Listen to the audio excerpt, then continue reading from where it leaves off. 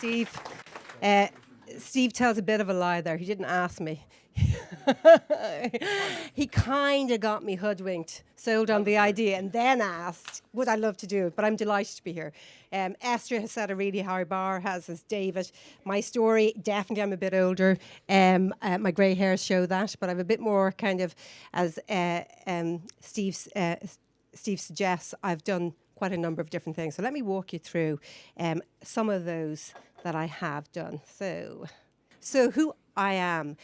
What a mind melt of a question to start with. It is like so many rabbit holes I could go down, given, again, I'm going to go age here, but I'm not going to do that. I'm going to start with, I'm a mother, I'm a wife, I'm a sister, I am a friend, I am a teammate. I'm also a dog masseuse. That's one of the many labels I have, but none of this talks to who I actually am. So I'm actually going to show you this. I'm this little girl. Why am I showing you this? Because I want to tell you a little bit about the traits she has. I'm determined as hell. Don't tell me no, and I think David talked about this because that just makes me want to do it more. Look at the set of the jaw. I am curious as hell. I drove my dad insane. I asked questions morning, noon and night. I've applied smarts. I love to solve problems. I love to build things. I am spirited. Look at the glint in the eye. I like adventure, and you'll see this through my career. I'm also restless.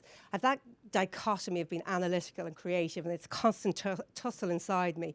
And that probably is the reason why there's not one true path for me, and why I've probably had the varied career I have.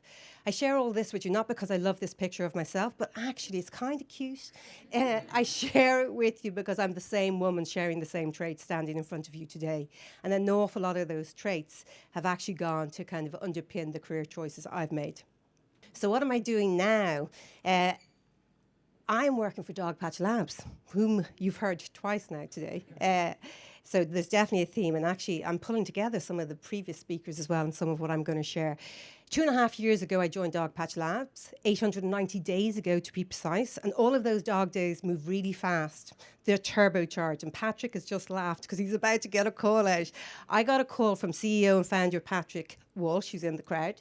And he is such an amazing salesperson, exactly like Steve, that he had actually persuaded me not only to join, but to feature in a news article before it actually joined, around the launch of this one.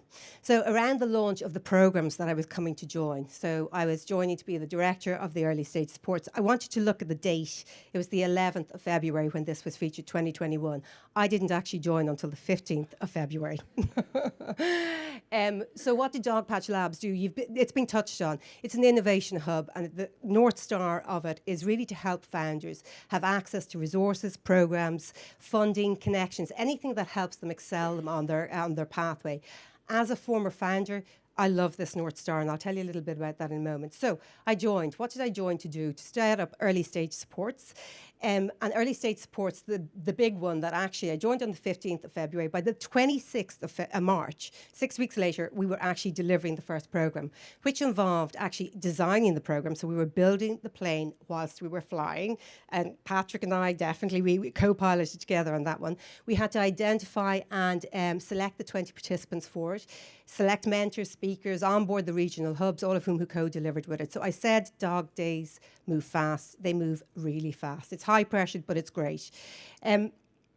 So in the first year, we supported 80 startups. I tell you that because many of them went on to expand into kind of international and did really well. But many others actually struggled. And they struggled primarily because they found it difficult to build as a solopreneur. You've heard from David shout out saying, don't do it without a founder. You've heard from Esther, who's in the founders program, who is basically saying, it's brilliant for that reason. I actually moved on to, so I've been, this is my third kind of 0 to 1 build with Dogpatch Labs. So I joined the founders crew in the very early days and building out the feasibility of why this would be a brilliant program. You know what it is. It's about finding a co-founder. It's about that's a bit menacing. It's actually a good co-founder you're looking for. And it is about building a viable business. Both Steve and Esther are on the program, so you've heard that. So I actually didn't launch the program. Jane Dillon, who's not in the room, was the first team to be onboarded. As soon as she was onboarded, I bounced onto my other challenge, and that is around the area of investing. So brilliant founders, even with brilliant co-founders, and I think, David, you and I had a conversation about this before we started here. It's hard to raise funding. And it's especially hard to raise funding as an early stage founder. So Dogpatch Labs has a habit of winning tenders. And together with a collection of hubs, we won the tender to operate the Angel Investing Network, otherwise known as HBAN, as of April of this year. And I've joined that. So I'm helping basically to connect investable companies with investors who wish to invest in those companies. And they're known as angel investors. They're typically kind of first checks into a company. And they are doing so for a number of reasons, because if they get it right, they get outsized returns. But also, typically, angel investors tend to be themselves former founders, and they want to give back and help and support the ecosystem grow. In terms of HBAN and the I suppose the stage we're at is, as I say, we've run a couple of events. We opened in April. I'm riffing now here a bit, but basically we're at a point where we're now actually getting angels to the first deals done, of which we're announcing one tomorrow night, which is amazing. It's amazing in kind of 5 months to get there. So that's what I do. Three bills with Dogpatch Labs. I'm running it alongside a team, of which Kieran Gilson, who is the former CEO of Dogpatch Labs. He is actually leading it out, and it's an amazing team, and it's amazing to be able to be part of it. So why do I love it? I am actually going to ask Steve to do me a favour. Will you give me a glass of water as well? Thanks, Emil. I love it because I get to build. I started off telling you I love to build. I get to build with a load of people, and I get to build programs that have an impact. I get to help founders build, and that is in itself, like, it's a many-to-many proposition there. Ted Lasso, I don't know if any of you have watched it, but it's well worth the watch. Yeah, he's got some fantastic statements. I believe in you. Anyway, so I also get to help founders who are building really cool stuff get funded by people who want to fund really cool stuff. And that's got impact. I get to work with people every day who are just amazing. And this is the Dogpatch crew, but it's also other innovation hubs with whom we deliver these programs. So I'm blessed in this team. They're just high performing, but they're also high energy. They're great fun. Steve spoke about my energy. I think they up me quite a lot, but it's great to be around them. So that's why I love it. How I ended up here. Kind of a circuitous route. I studied commerce in UCD and marketing in Smurfit. I then hightailed it over to Paris following a fella. More about him later. It does actually weave in well in the story. And then I actually moved to London. And I joined, I had no real grand plan. I joined the London office of a US investment bank. And I joined actually their graduate program in technology. Sorry, I'm back up again. And it may seem unusual, but actually no, as much as I studied business, I did applied maths, I did physics in school. My analytical self was geeking out because I was on the technology program. I learned to code. I supported big ass systems that were processing billions of dollars overnight. And it was fantastic.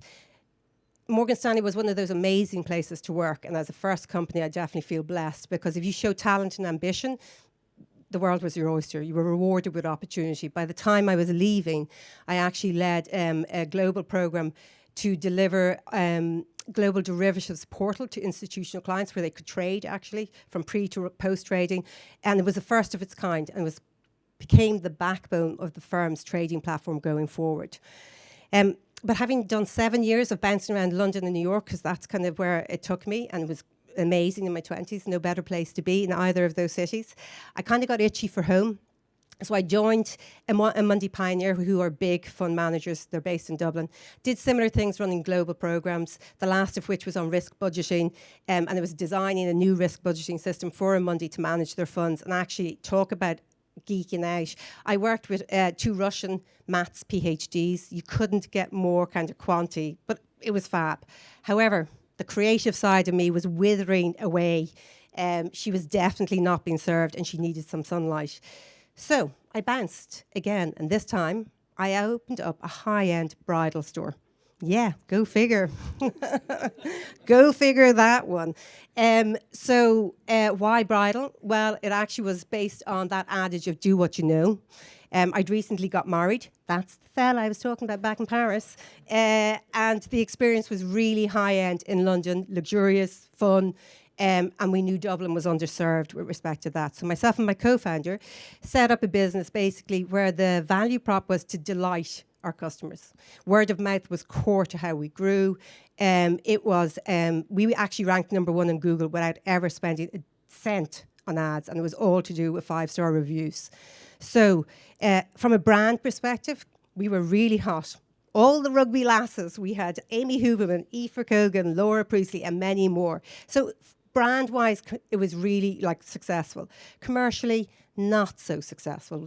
Remember, I was working in investment banking. The money was good. It was So after a while, I decided it wasn't the reward ratio for me in terms of effort wasn't there. So I left, and I left to actually change continents. So my husband at this stage got a job at Amazon over in Seattle. I told you I was up for adventure. So I was like, why? Might as well. 2 dogs, kid.